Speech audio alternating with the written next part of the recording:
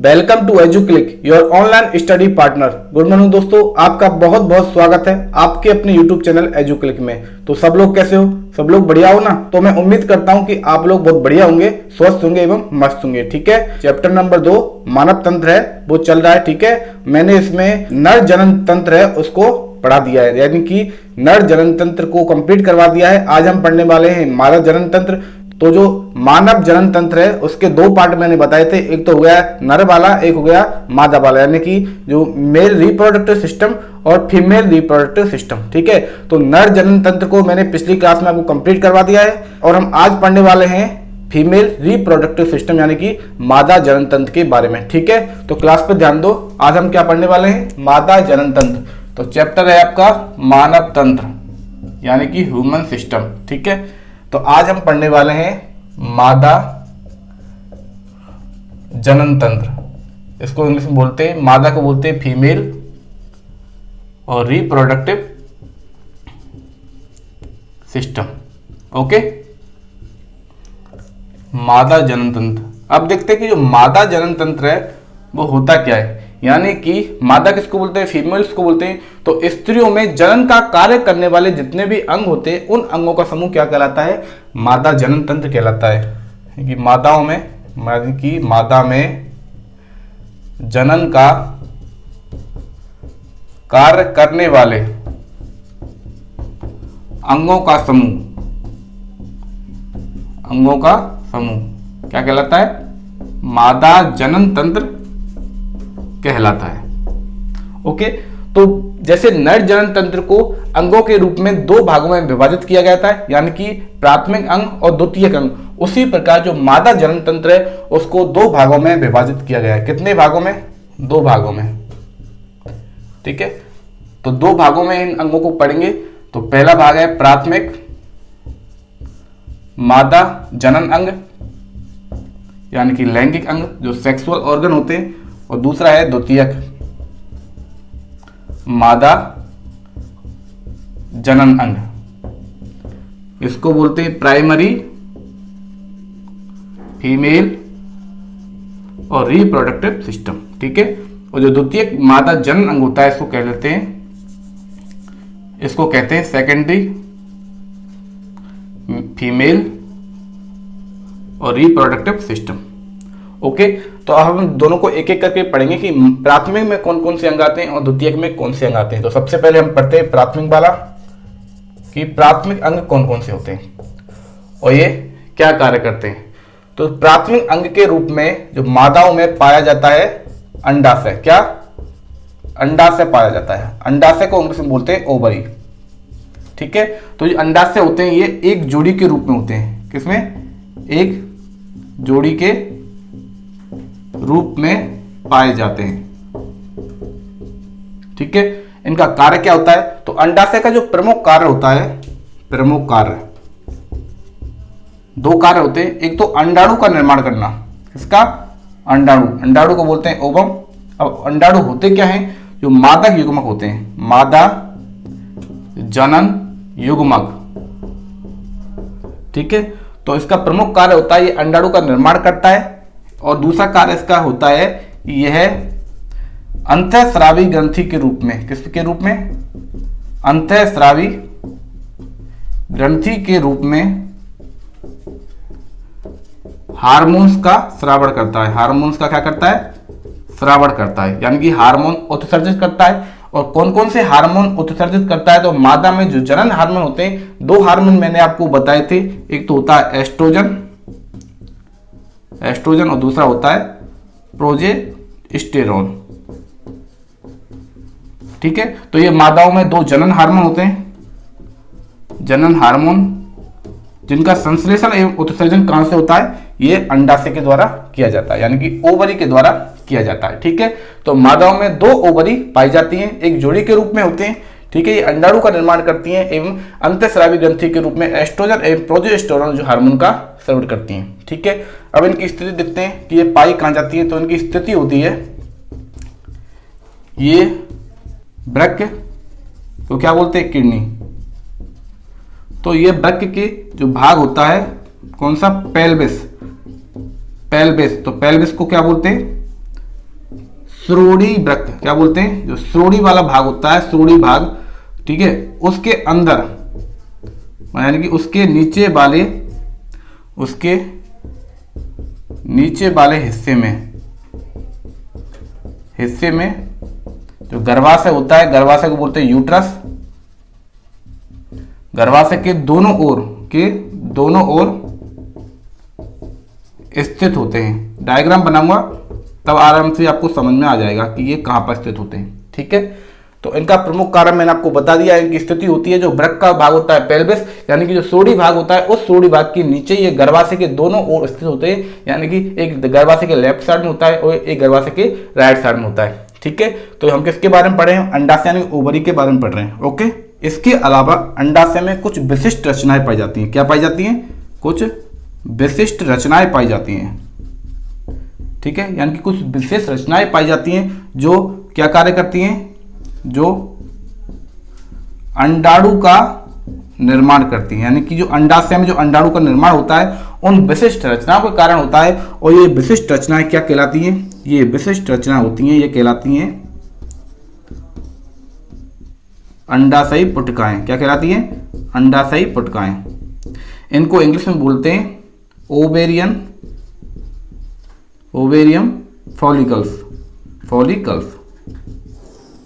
ठीक है, तो ये अंडाशय जो पुटिकाएं होती हैं, ये अंडाशय में असंख्य होती हैं। कितनी होती हैं, असंख्य, यानी कि बहुत सारी अंडाशय पुटिकाएं पाई जाती हैं जिनके द्वारा ही अंडाशय का निर्माण होता है। और ये अंडाशय पुटिकाएं होती हैं, यही अंडाणु यानी कि ओवम का निर्माण कार्य करने का कार्य करती हैं। यानी कि जो मादा में प्रमुख जनन युग्मक होता है अंडाणु यानी कि ओवम, उसका निर्माण जो कार्य किया जाता है वो अंडाशय पुटिकाओं के द्वारा किया जाता है। ठीक है, और इसके साथ ही अंडाशय से जो निकला हुआ ये हार्मोन होता है, अंडाशय का जो हार्मोन होता है, हार्मोन, कौन से हार्मोन होते हैं अंडाशय से निकलते हैं, एक तो होता है एस्ट्रोजन और एक होता है प्रोजेस्टेरोन। इनका जो कार्य क्या होता है, ये क्या करते हैं, मादा के जो लैंगिक लक्षण होते हैं उनको प्रभावित करते हैं एवं उनके लक्षणों को प्रकट करते हैं। ठीक है, मादा के लैंगिक लक्षण मैंने आपको बताए थे। जब यौवन आरंभ का समय होता है, कौन कौन से लक्षण मादा में प्रकट होते हैं, यानी कि लड़कियों में कौन कौन से लक्षण प्रकट होते हैं, मैंने इसके बारे में आपको बताया था कि उनके स्तनों का आकार बढ़ जाता है, विकास होता है, जननांगों वाले क्षेत्रों में क्या आते हैं, बाल आ जाते हैं। इसके साथ उनका रजोधर्म होता है, जो मेस्टुबिसल जो साइकिल होता है वो उनका स्टार्ट हो जाता है। ठीक है, ऐसी कुछ बातें मैंने आपको बताई थी। तो ये हो गया अंडाशय कि अंडाशय होता क्या है। अंडाशय है वो प्राथमिक जनन अंग कहलाता है मादा का। ओके, तो आपको समझ में आ गया। अब इसके बारे में हम पढ़ते हैं द्वितीयक जनन अंगों के बारे में, यानी कि अंडाशय के अलावा जितने भी अंग मादा के जनन तंत्र में पाए जाते हैं वो द्वितीयक जनन अंग कहलाते हैं। ठीक है, तो ये मैं मिटा देता हूं, आपको समझ में आ गया होगा। और एक बार मैं सारा पढ़ाने के बाद आपको अच्छे से डायग्राम में वापस से समझा दूंगा कि ये कहां पर स्थित होते हैं, उनका प्रोसीजर कैसे होता है, ये किस प्रकार से वर्क करते हैं, किस प्रकार से मादा के शरीर में कार्य करते हैं। ठीक है, तो ये मैं मिटा देता हूं। ओके, तो अब पढ़ते हैं कि मादा जनन तंत्र के जो द्वितीयक यानी कि सेकेंडरी जो जनन अंग होते हैं, जो रिप्रोडक्टिव ऑर्गन होते हैं, वो कौन कौन से होते हैं, द्वितीयक। अब द्वितीयक होते कौन से, अंडाशय के अलावा, अंडाशय किसको बोलते हैं, ओवरी। तो अंडाशय के अलावा जो भी अंग होते हैं, जो भी अंग होते हैं जो क्या कार्य करते हैं, जो भी अंग होते हैं जो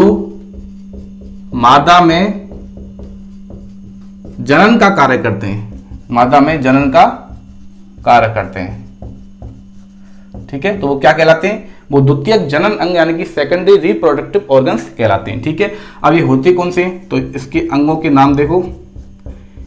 मादा में 3 प्रमुख द्वितीयक अंग होते हैं। पहला तो होता है अंडवाहिनी, अंडवाहिनी, इसको बोलते हैं फैलोपियन ट्यूब। ठीक है, दूसरा होता है गर्भाशय, इसको बोलते हैं यूट्रस। तीसरा होता है योनि, ये होती है वेजाइना। ठीक है, तो 3 प्रमुख अंग होते हैं, अंडवाहिनी, गर्भाशय और योनि। ठीक है, तो अब तीनों के हम एक एक करके पढ़ेंगे, एक एक करके इनके बारे में स्टडी करेंगे कि ये होती क्या है और ये कहाँ पे स्थित होती हैं, इनका कार्य क्या होता है मादा जनन तंत्र में। ठीक है, तो सबसे पहले मैं ले लेता हूं अंडवाहिनी। दिख रहा है आपको यहाँ पे, अंडवाहिनी क्या बोलते हैं, फैलोपियन ट्यूब बोलते हैं। ठीक है, फैलोपियन ट्यूब। तो अंडवानी होती क्या है, ठीक है, तो अंडवानी होती है यह एक कुंडलित नली के आकार की संरचना होती है। यह एक कुंडलित नली के आकार की संरचना होती है, जिसकी लंबाई कितनी होती है, जिसकी लंबाई होती है 10 से 12 सेंटीमीटर। ओके, ये कहां पे स्थित होती है, तो इसकी स्थिति देखते हैं। स्थिति होती है इसकी उदर गुहा के पीछे के भाग में, उदर गुहा के पीछे के भाग में एवं गर्भाशय के दोनों ओर पाई जाती है। हम बात किसकी कर रहे हैं, फैलोपियन ट्यूब की बात कर रहे हैं। और फैलोपियन ट्यूब यानी कि अंडवाहिनी का जो कार्य होता है वो होता क्या है, अंडाशय में किसका निर्माण होता है, तो अंडाशय में निर्माण होता है अंडाणु का।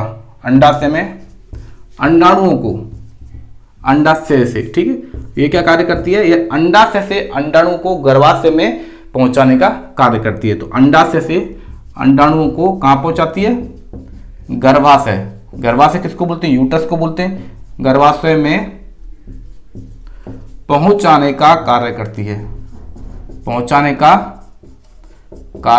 है, ठीक है। इसके अलावा जो फर्टिलाइजेशन की जो प्रक्रिया होती है, किसकी, जो निषेचन की प्रक्रिया होती है, निषेचन की जो प्रक्रिया है वो इसी वाहिनी में यानी कि अंडवाहिनी में ही संपन्न होती है, अंडवाहिनी में ही संपन्न होती है। निषेचन का मतलब होता है, मैं आगे बताऊंगा वैसे, लेकिन थोड़ा सा बता देता हूं। मादा युग्मक क्या कहलाते हैं, अंडाणु यानी कि ओवम, और जो नर युग्मक होते हैं वो क्या कहलाते हैं, शुक्राणु। शुक्राणु को इंग्लिश में बोलते हैं स्पर्म, ठीक है। तो मादा युग्मक होते हैं अंडाणु, जब मैथुन क्रिया के दौरान यानी कि सेक्स क्रिया के दौरान जो नर के शुक्राणु होते हैं जो मादा जनक अंगों में पहुंचते हैं, तो कहां पे पहुंचते हैं, ये पहुंचते हैं फैलोपियन ट्यूब में, ठीक है। तो फैलोपियन ट्यूब क्या कार्य करती है, यह अंडाशय से अंडाणु को गर्भाशय तक पहुंचाने का कार्य करती है। यानी कि जब अंडाणु बाहर निकलते हैं उनसे शुक्राणु का मिलन होता है, यानी कि जब दो युग्मकों का मिलन होता है, संयोग होता है, तो किसका निर्माण होता है, युग्मनज का निर्माण होता है, यानी कि जायगोट का निर्माण होता है। यही जायगोट होता है आगे जाके गर्भाशय की दीवार से चिपक जाता है, वहीं पे भ्रूण का विकास होता है। तो ये प्रक्रिया कुछ ऐसी होती है, ठीक है, समझ में आ गया आपको, ठीक है। तो एक छोटा सा डायग्राम बना के बता देता हूँ और लास्ट में मैं आपको जब पूरा सारे कंप्लीट हो जाएंगे उसके बाद अलग से डायग्राम बना दूंगा, ठीक है। तो गर्भाशय हो गया, गर्भाशय होता है ये कुछ इस प्रकार से होता है, यानी कि ये ऊपर का भाग इसका चौड़ा होता है, नीचे का भाग इसका क्या होता है, सकड़ा होता है, ठीक है। तो गर्भाशय में जो फैलोपियन ट्यूब पाई जाती है इस तरह से गर्भाशय के दोनों ओर, ठीक है। तो ये हो गई फैलोपियन ट्यूब। तो गर्भाशय के दोनों ओर जो ये कुंडली नुमा जो नली पाई जाती है ये कहलाती है, क्या कहलाती है, ये होती है फैलोपियन ट्यूब। कौन सी, फैलोपियन ट्यूब, ठीक है, अंडवाहिनी होती है, ओके। और ये वाला हिस्सा कहलाता है, ये होता है गर्भाशय, ठीक है। और गर्भाशय के दोनों ओर मैंने बताया था दो अंडाशय होते हैं, यानी कि एक जोड़ी में अंडाशय पाए जाते हैं, तो अंडाशय इस जगह पर स्थित होते हैं, ये दोनों अंडाशय होते हैं। इन अंडाशय में ही अंडाणु का निर्माण होता है, ठीक है। तो अंडाणु का निर्माण होता कब है, जब यौवन आरंभ की जो स्थिति प्रकट हो जाती है, यानी कि जो मादा के जो सेक्स पार्ट होते हैं वो जनन अंग होते हैं वो परिपक्व होना स्टार्ट हो जाते हैं, यानी कि यौवन आरंभ की स्थिति जब 12 से 14 वर्ष की उम्र में जब स्टार्ट हो जाती है, तो उस समय मासिक धर्म चक्र स्टार्ट होता है, यानी कि जो मेंस्ट्रुएशन साइकिल होता है वो स्टार्ट हो जाता है। तो वो साइकिल होता है 28 दिन का, ठीक है। तो 28 दिन में मादा के अंडाशय से एक अंडाणु का निर्माण होता है। तो अंडाणु का निर्माण होता है, अंडाणु इसमें उपस्थित होते हैं, एक थैलीनुमा संरचना में बंद होते हैं। तब ये थैलीनुमा संरचना को तोड़कर जब अंडाणु फैलोपियन ट्यूब में यहां पर पहुंच जाते हैं तो ये स्थिति कहलाती है अंडोत्सर्ग। कौन सी कहलाती है, अंडोत्सर्ग। इसको इंग्लिश में बोलते हैं ओवुलेशन, ठीक है। यानी कि अंडों का जो अंडाशय से बाहर निकलने की जो क्रिया होती है वो अंडोत्सर्ग कहलाती है। तो इस अंडोत्सर्ग के बाद इस फैलोपियन ट्यूब होती है, इस फैलोपियन ट्यूब में जो अंडाणु होते हैं यहाँ पे आ जाते हैं और मैथुन क्रिया के दौरान ये होती है योनि वाला पार्ट होता है। इस योनि वाले पार्ट से यानी कि वैजाइना होती है फीमेल की, तो इसके जरिए जो स्पर्म होते हैं वो यहाँ पे पहुंच जाते हैं। यहाँ पे कौन पहुंच गया, स्पर्म, समझ में आ गया। तो जब स्पर्म और ओवम होते हैं यानी कि अंडाणु और शुक्राणु का जब मिलन होता है तभी जाइगोट का निर्माण होता है, और इस फैलोपियन ट्यूब के द्वारा इस जाइगोट को यहाँ दीवारों पर चिपका दिया जाता है, यानी कि गर्भाशय में आरोपित कर दिया जाता है। समझा गया। तो इससे क्या है, भ्रूण का विकास होता है। ये मैं आपको आगे पढ़ाने वाला हूँ, लेकिन शुरुआत में मैंने आपको बता दिया था। तो ये वाली ट्यूब होती है, ये कुंडलीनुमा जो ट्यूब होती है, ये कहलाती है फैलोपियन ट्यूब यानी कि अंडवाहिनी कहलाती है। ठीक है, अब मैं ये मिटा देता हूँ। अब इसके बाद जो हम पढ़ने वाले हैं गर्भाशय के बारे में पढ़ेंगे, उसके बाद पढ़ेंगे योनि क्या होती है। ठीक है, ये मैं मिटा देता हूँ। तो मादा में द्वितीयक अंग जो दूसरा है वो होता है गर्भाशय। तो गर्भाशय को हम बोलते हैं यूट्रस। ठीक है, मैंने आपको भी बताया था गर्भाशय। तो सबसे पहले देखते हैं कि गर्भाशय की स्थिति के बारे में देखते हैं कि गर्भाशय कहाँ पर पाया जाता है। तो यह है मलाशय होता है, मलाशय को इंग्लिश में बोलते हैं रेक्टम, एवं मूत्राशय, मूत्राशय को क्या बोलते हैं, यूरिन ब्लैडर। इन दोनों के बीच एक खोखला थैलीनुमा मांसल अंग होता है। इसका मतलब बताता हूं मैं आपको। ठीक है, मैंने आपको मूत्राशय पढ़ाया था उत्सर्जन तंत्र में। मूत्राशय को क्या बोलते हैं, यूरिन ब्लैडर। ठीक है, तो इस तरह की कुछ संरचना बनाई थी, ये भी एक थैलीनुमा संरचना होती है। ठीक है, तो ये हो गया मूत्राशय। और मूत्राशय के जस्ट पीछे वाले भाग में क्या पाया जाता है, मलाशय पाया जाता है। मलाशय क्या बोलते हैं, रेक्टम बोलते हैं। इसके द्वारा ही जो अपशिष्ट पदार्थ होते हैं, हमारे शरीर के बेस्ट मटेरियल होते हैं, मल होता है, उसका उत्सर्जन किया जाता है। ठीक है, तो ये सोच लो कि इसके जस्ट पीछे के भाग में ही ये क्या है, ये हो गया मलाशय। ठीक है, ये मलाशय हो गया, समझ में गया। तो इन दोनों के बीच में ही पाया जाता है गर्भाशय। तो ये हो गया गर्भाशय। और गर्भाशय से मैंने आपको बताया था, ये रहती है फैलोपियन ट्यूब, इस तरह से जुड़ी रहती है। ठीक है, बताया था ना, यहाँ पे 2 अंडाशय लगे रहते हैं। समझ में आ गया। तो ये वाला जो पार्ट होता है, ये वाला जो पार्ट हो गया, ये वाला पार्ट कहलाता है गर्भाशय कहलाता है, यानी कि यूट्रस कहलाता है। ओके, क्या कहलाता है, ये यूट्रस कहलाता है। ठीक है, समझ में आ गया ना। तो ये मैं मिटा देता हूँ। अब आगे बढ़ते हैं। तो ये तो इसकी स्थिति हो गई। ठीक है, और जो यूट्रस का आकार होता है, यानी कि जो इसका आकार होता है, ये कैसा रहता है, ये ऊपर से तो चौड़ा रहता है, ऊपर से चौड़ा, एवं नीचे से कैसा रहता है, नीचे से सकरा रहता है, यानी कॉन्टैक्ट भाग रहता है, सकरा भाग होता है। ठीक है, और इसी में ही जो दोनों अंडवाहिनी होती हैं, अंडवाहिनी को क्या बोलते हैं, फैलोपियन ट्यूब। इसी में ही जो दोनों अंडवाहिनी होती हैं वो संयुक्त रूप से आकार मिलती हैं।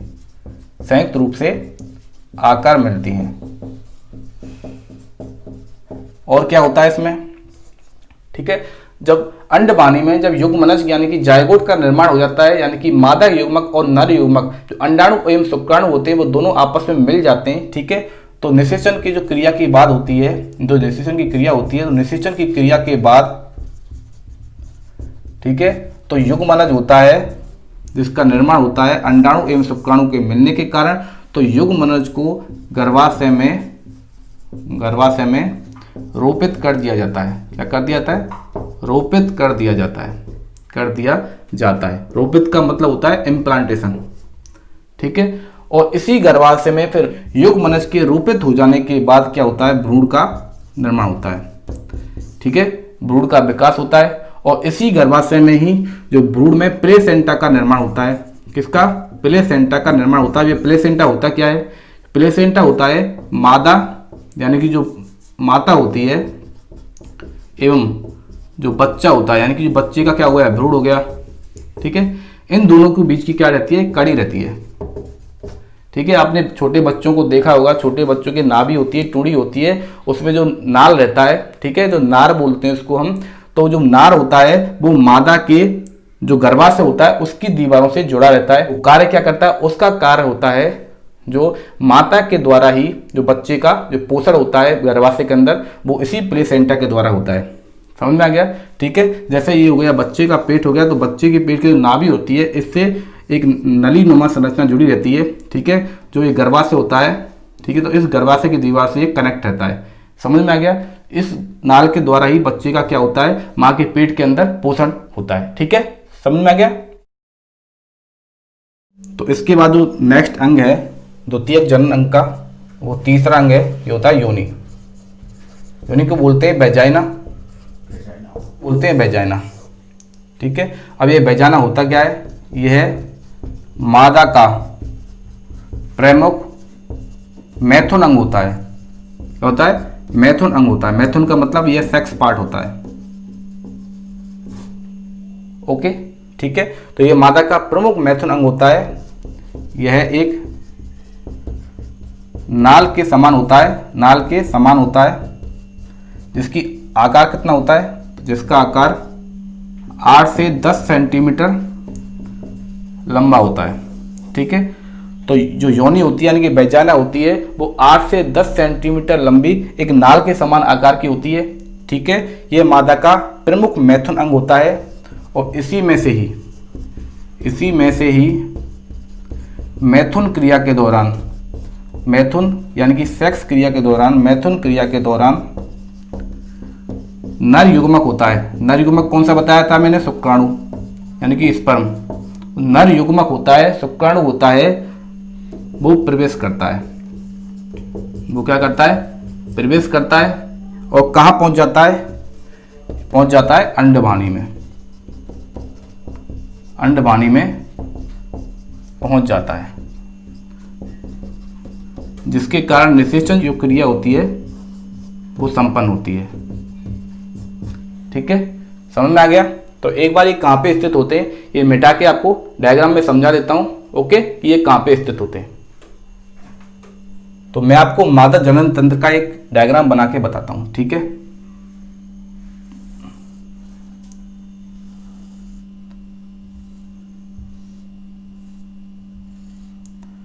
ये हो गया गर्भाशय।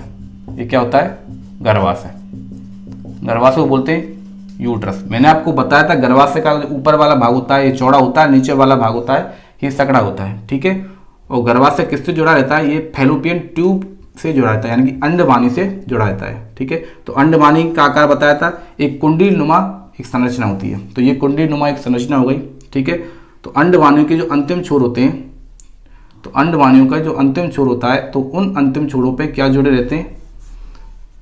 तो उन अंतिम छोरों पे अंडाशय जुड़े रहते हैं, ठीक है। तो ऐसे कि इसकी तरह ये हो गया अंडाशय। तो ये क्या हो गया? अंडाशय। अंडाशय को बोलते हैं ओवरी। ये एक जोड़ी में पाए जाते हैं, यानी कि गर्भाशय के दोनों साइड में होते हैं। तो ये भी हो गया अंडाशय, ये भी हो गई ओवरी, ठीक है। और ये दो जो नली होती है ये क्या कहलाती है? अंडवाहिनी कहलाती है। अंडवाहिनी, इसको क्या बोलते हैं? फैलोपियन ट्यूब, ठीक है। तो ये भी गर्भाशय के दोनों साइड स्थित होती हैं, ओके। और जो गर्भाशय होता है वो आगे जाके सर्विक्स यानी ग्रीवा के द्वारा योनि में खुलता है। किसके द्वारा? ग्रीवा के द्वारा योनि में खुलता है, ठीक है। तो ये वाला जो पार्ट हो गया, ये वाला पार्ट हो गया जो ग्रीवा हो गई, ये बिल्कुल बहुत सकड़ा वाला पार्ट होता है, ठीक है, कुछ ऐसे टाइप का, ठीक है। तो ये हो गई ग्रीवा। ग्रीवा को बोलते हैं सर्विक्स, ठीक है। तो इस ग्रीवा के द्वारा ही जो गर्भाशय होता है वो किस में खुलता है? ये वाला पार्ट होगा, ये हो गया योनि। योनि क्या बोलते हैं? Vagina, okay. तो ये आपका कंप्लीट हो चुका है। ये इस तरह से ट्यूब से जुड़ा रहता है यहाँ पर। और ये वाला जो पूरा पार्ट होता है ये क्या कहलाता है? गर्भाशय कहलाता है, ओके। तो मैंने आपको दो चीज़ें नहीं बताई थी योनि में। योनि होती है, इसके द्वारा ही जो रजोज धर्म स्राव होता है, यानी कि जो मेस्टुर्बेशन जो साइकिल होता है, ठीक है, उस दौरान जो स्राव होता है, रजोज धर्म स्राव होता है, एवं जो प्रसव क्रिया होती है, प्रसव क्रिया यानी कि जब बच्चे का जन्म होता है तो इसी योनि के द्वारा ये संपन्न होते हैं। यानी कि रजो धर्म स्राव होता है, वो भी उसका स्राव भी होता है, वो भी योनि के द्वारा ही निकलता है बाहर। एवं बच्चे का जो जन्म होता है यानी कि जो प्रसव क्रिया होती है वो भी इस योनि के द्वारा ही बाहर निकलती है, ठीक है। तो योनि एक ऐसा क्षेत्र होता है जिसमें से रजो धर्म स्राव यानी कि मेस्टल जो फ्लो होता है वो बाहर निकलता है, और जो प्रसव यानी कि जो बच्चे का जन्म होता है तो बच्चा भी इसी क्षेत्र से बाहर निकलता है। ओके। और योनि में यानी कि वैजाना में कुछ लैक्टोबैसिलस जैसे जीवाणु पाए जाते हैं। कौन से जीवाणु? लैक्टोबैसिलस। लैक्टोबैसिलस लैक्टोबैसिलस क्या पाए जाते हैं? बैक्टीरिया पाए जाते हैं, जीवाणु पाए जाते हैं, जिनके द्वारा लैक्टिक अम्ल का निर्माण होता है। किसका? लैक्टिक अम्ल का निर्माण होता है। ठीक है, तो योनि का जो माहौल होता है, वातावरण रहता है, यहाँ की जो प्रकृति रहती है वो कैसी रहती है? अम्लीय होती है। अम्लीय, क्योंकि योनि में लैक्टिक अम्ल के साथ साथ एक और अम्ल पाया जाता है जिसका नाम होता है कार्बनिक अम्ल। तो लैक्टिक अम्ल एवं कार्बनिक अम्ल होने के कारण योनि का जो वातावरण होता है वो अम्लीय होता है। ये दो बात बताना मैं आपको भूल गया था। आपको डायग्राम से समझ में आ गया होगा कि दो अंडाशय होते हैं, दो फैलोपियन ट्यूब यानी कि दो अंडवानी होती है, एक गर्भाशय होता है, गर्भाशय ग्रीवा के द्वारा योनि में खुलता है। तो ये मादा जनन तंत्र के क्या हो गए? अंग हो गए। प्राथमिक अंग कहलाता है, वो कहलाता है अंडाशय, और द्वितीय अंग में आते हैं अंडवानी, गर्भाशय एवं योनि। ओके, तो आपको यहां तक तो समझ में आ गया होगा। अब इसके बाद हम पढ़ते हैं कि प्रजनन की अवस्थाएं। प्रजनन की अवस्थाएं, प्रजनन की अवस्थाओं से मतलब होता है कि फेजेज ऑफ रिप्रोडक्शन। ठीक है, इसका मतलब होता है कि बच्चे की जो जन्म की प्रक्रिया होती है वो किस प्रकार से संभव होती है, यानी कि मादा के शरीर में या मादा के गर्भाशय में जो बच्चे का निर्माण होता है वो किस प्रकार से होता है, कहां से स्टार्ट होता है और बच्चे का जन्म कहां से होता है। ठीक है, तो कौन कौन से अंग किस प्रकार से कार्य करते हैं तो उनका हम प्रजनन की अवस्था में उनको देखेंगे। तो प्रजनन की 4 अवस्थाएं पाई जाती हैं। पहला होता है युग्मक जनन। युग्मक जनन, ठीक है, युग्मक जनन होने के बाद होता है निषेचन। ठीक है, जब निषेचन क्रिया संपन्न हो जाती है उसके बाद होता है विदलन, और एवं भ्रूण का क्या होता है? गर्भाशय में रोपण होता है। ठीक है, भ्रूण का रोपण हो गया, जब भ्रूण का पूरा विकास हो जाता है, बच्चे का निर्माण हो जाता है, उसके बाद होता है प्रसव। तो प्रसव क्रिया के बाद बच्चे का क्या होता है? जन्म होता है।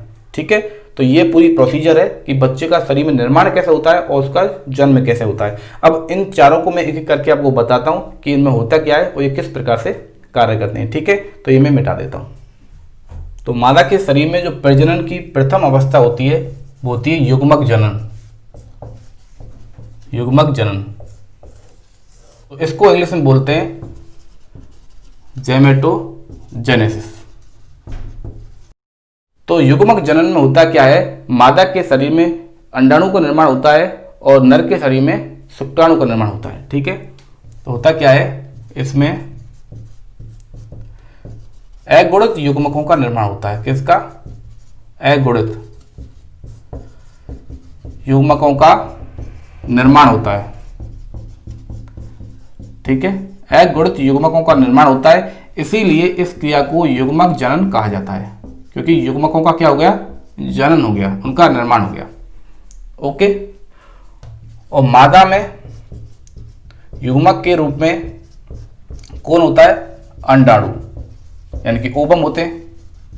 ठीक है, तो इसलिए इस प्रक्रिया को क्या कहा जाता है? अंड जनन कहा जाता है। यानी कि मादा के शरीर में अंडाणु का निर्माण होता है, इसी कारण इस प्रक्रिया को अंड जनन कहा जाता है। एवं नर के शरीर में, नर में जो युग्मक बनते हैं वो कहलाते हैं शुक्राणु। ठीक है, शुक्राणु को बोलते हैं स्पर्म, तो इसलिए इसको शुक्र जनन कहा जाता है। शुक्र जनन कहा जाता है, यानी कि युग्मक जनन की प्रक्रिया में मादा के शरीर में अंडाणु का निर्माण होता है और नर के शरीर में शुक्राणु का निर्माण होता है। ठीक है, तो ये निर्माण क्या कहलाता है? युग्मक जनन कहलाता है। इसके बाद जो ये तो हो गई पहली अवस्था, दूसरी अवस्था में हम प्रवेश करते हैं। इसके बाद होता है निषेचन। क्या होता है? निषेचन को इंग्लिश में बोलते हैं फर्टिलाइजेशन। फर्टिलाइजेशन, तो इस फर्टिलाइजेशन में होता क्या है कि नर युग्मक होता है जिसका नाम क्या है? शुक्राणु। ठीक है, और मादा युग्मक है जिसका नाम क्या है? अंडाणु। ठीक है, तो ये शुक्राणु और अंडाणु दोनों मिल जाते हैं किसमें? अंडवानी में। अंडवानी में मिल जाते हैं, जिससे किसका निर्माण होता है? जिससे युग्मनज का निर्माण होता है। युग्मनज, इसको बोलते हैं जाइगोट, जिससे युग्मनज का क्या होता है, निर्माण होता है। ठीक है, और यह युग्मनज ही जाके आगे गर्भाशय की दीवारों पर चिपक जाते हैं, जिससे क्या होता है, भ्रूण का निर्माण होता है। भ्रूण को क्या बोलते हैं, एम्ब्रियो। ठीक है, तो ये निषेचन की प्रक्रिया होती है। इसमें मैथुन क्रिया के दौरान जो नर होता है, यानी कि जो पुरुष होता है, पुरुष का जो युग्मक होता है, स्पर्म होते हैं, शुक्राणु होते हैं, वो मादा की योनि के द्वारा शरीर के अंदर प्रवेश करते हैं। ओके, और फैलोपियन ट्यूब में पहुंच जाते हैं। और जो मादा युग्मक होता है, वो अंडाणु होता है, वो अंडोत्सर्ग यानी कि ओवुलेशन प्रक्रिया के दौरान अंडाशय से बाहर निकलता है और वो भी फैलोपियन ट्यूब में पहुंच जाता है। ठीक है, वहां पर दोनों का मिलन होता है और दोनों के संयोग से ही युग्मनज यानी कि जाइगोट का निर्माण होता है, जो आगे भ्रूण के परिवर्धन में सहायक होता है। ठीक है, तो ये हो गया निषेचन। अब तीसरी जो प्रक्रिया है, हमने निषेचन कर दिया है, युग्मनज का निर्माण कर दिया है, इसके बाद हम क्या करेंगे, भ्रूण का विकास करेंगे, यानी कि भ्रूण का निर्माण करेंगे। तो भ्रूण के निर्माण की प्रक्रिया क्या होती है, विदलन एवं भ्रूण का हमने क्या करना है, रोपण करना है। तो इसको इंग्लिश में बोलते हैं, विदलन को बोलते हैं क्लीवेज। ठीक है, और भ्रूण का रोपण कहलाता है implantation of embryo, of embryo.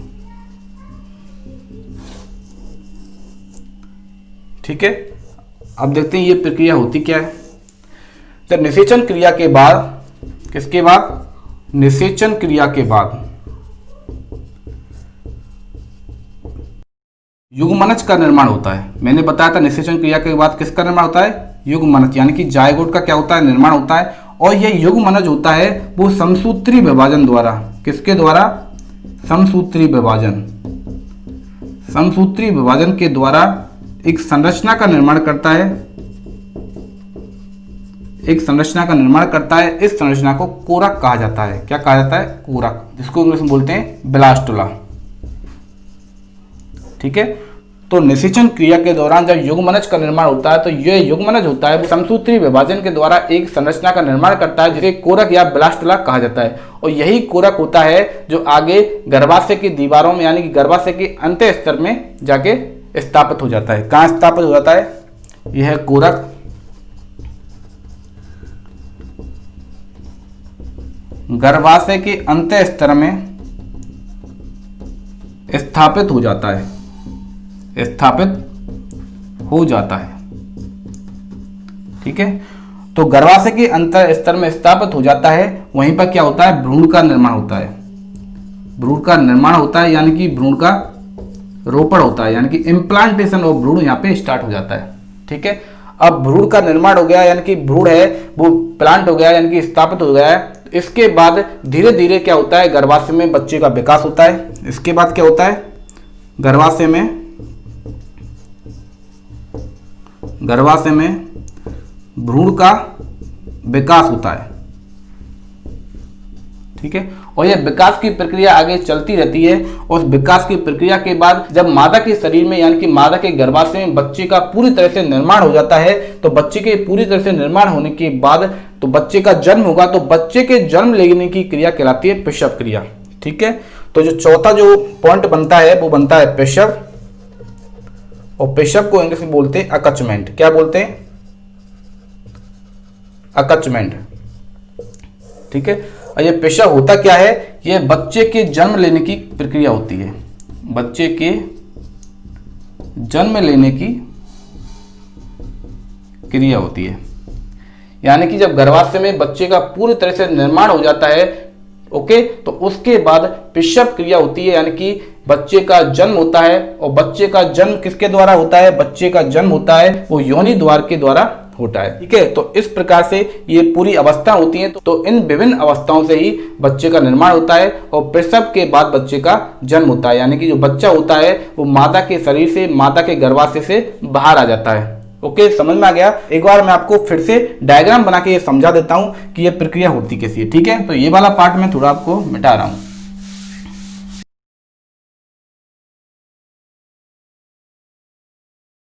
मैंने आपको गर्भाशय बताया था, ऊपर से चौड़ा होता है, नीचे से सकड़ा होता है। गर्भाशय होता है वो ग्रीवा यानी कि सर्विक्स के द्वारा किसमें खुलता है, ये योनि में खुलता है। ओके, गर्भाशय से अंडवाहिनी जुड़ी रहती है, जो एक कुंडली के आकार की संरचना होती है। ओके, और अंडवानी के जो लास्ट में क्या जुड़ा रहता है, अंडाशय से जुड़ा रहता है, यानी कि गर्भाशय के दोनों ओर अंडवानी होती है और गर्भाशय के दोनों ओर ही अंडाशय होता है। ओके, समझ में आ गया। तो ये मैंने आपको अंडवानी बताई थी, यानी कि फैलोपियन ट्यूब, ये दोनों, और ये दोनों क्या हो गए, ये हो गए अंडाशय यानी कि ओवरी। ठीक है, फटाफट देख लो, ये होता है गर्भाशय, गर्भाशय को बोलते हैं यूट्रस। ये होता है सर्विक्स वाला पार्ट होता है, सर्विक्स को क्या बोलते हैं, ग्रीवा बोलते हैं। तो सर्विक्स के द्वारा ही जो गर्भाशय होता है वो किसमें खुलता है, योनि यानी कि वैजाना में खुलता है। ठीक है, अब होता क्या है, जब सेक्स क्रिया की जाती है यानी कि मैथुन क्रिया की जाती है, मैथुन क्रिया के दौरान नर का जो युग्मक होता है, नर युग्मक यानी कि हो गया शुक्राणु। ठीक है, शुक्राणु होते हैं वो योनि के माध्यम से कहां पहुंच जाते हैं, गर्भाशय जो होते हैं पहुंच जाते हैं फैलोपियन ट्यूब में। तो शुक्राणु यहां पे पहुंच गया।